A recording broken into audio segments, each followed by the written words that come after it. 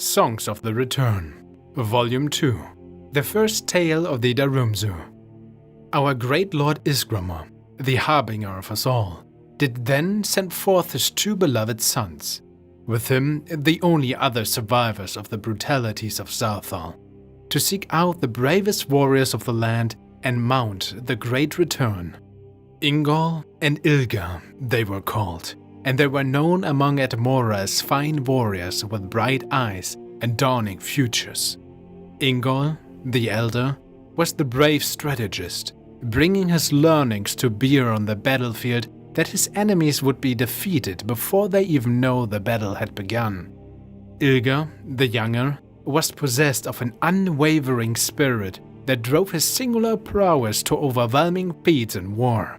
Together, the mind and the arm, they were capable of sowing a destruction most throughout and glorious to any foe who stood before them.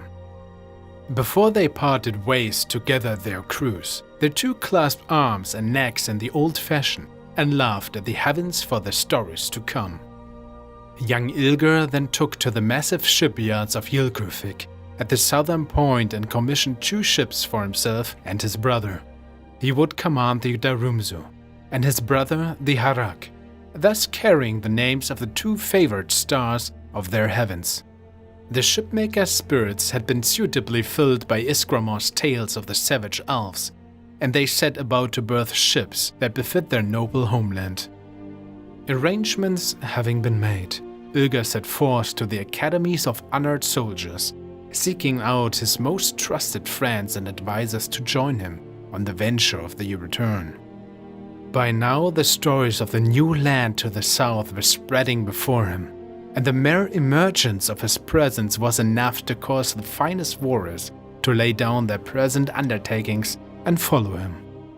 So was he able to call to his side the great shield sisters, Froa and Grosta, who thought and spoke as one, and they brought with them the wise war teacher Adrimk, who first taught them to dance among the blades. She, in turn, mustered all the students at her command, whose names were not yet made, but some of whom would one day be known. Hermesgurm, who threw his shield, Urlak, who breathed fire, Rumth the Greater, Merkildian Rumth, and the far-sighted Uge, who would see the first of many dawns. On the day of final passage, when the many-oared fleet would last see the distant green summers of Edmora, the brothers were near in their father's wake as the freshly joined 500 would eagerly press onwards towards Tamriel. Ilger could see his well-minded brothers smiling from across the waves, and they shouted war cries to each other, longing for the soon day when their assembled crews would draw the treacherous elf blood into the ground, which they would now claim for their own rights. But Kind's ministrations are not to be taken lightly, and through her blessings gave wind to drive those brave sailors to their destiny.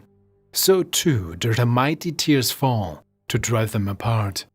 When the storm of separation first arose, young Ilga had no fear, for his crew was strong and able, and their ship drove true through the forest of swells as though pulled by the rope of fate.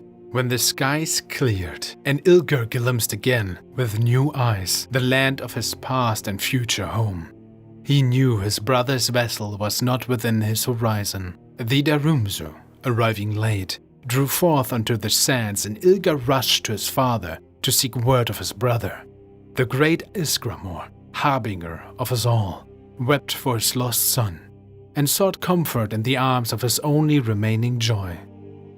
The crew of the Harak became the first deaths among the 500, and Ilger so enraged with the love for his brother that his crew would soon be counted as first among the many noble and honored names and their companions.